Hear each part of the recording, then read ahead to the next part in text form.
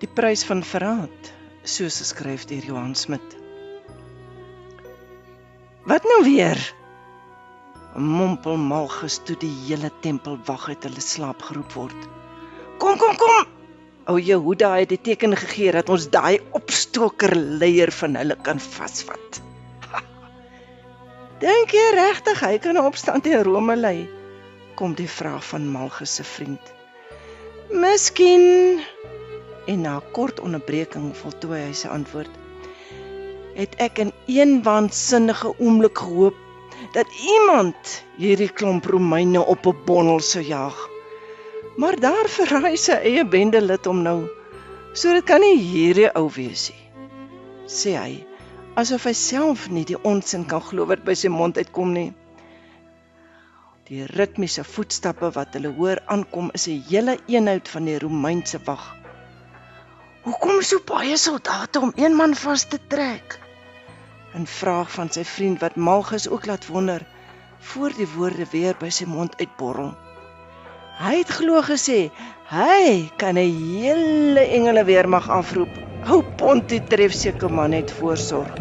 Jy weet hoe is hulle. Terwyl hy wonder oor waar sy antwoord vandaan kom, begin die hele tempelwag die priester en die rebel Jehuda te volg na Getsemane se kant toe. Watter een van hierdie vier is Yeshua? Vra die priester vir Jehuda. Hulle lyk nou almal dieselfde. Onbewus van die feit dat hulle met goddelike blindheid geslaan is, sodat Jehuda die visioene van Sagaria eeuwige lewe kan vervul, toe hy gesien het dat die redder vir 30 silwer munte verraai sou word. Die priester draai na Jehuda en sê in 'n stem wat ontneem is van enige emosie, jy is betaal. Wys hom nou uit, want hulle lyk almal van ons eners.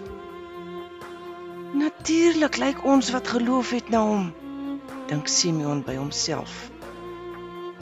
Terselfdertyd tree Jehuda huiwerig vorentoe, want hy besef dat sy pad nou verby die laaste omdraaipunt is. Die teken is die kus waarmee hy Yeshua op die wang soen. Byna onmiddellik besef hy wat hy gedoen het. Die staalhekke van sy sielstronk slaan agter hom toe.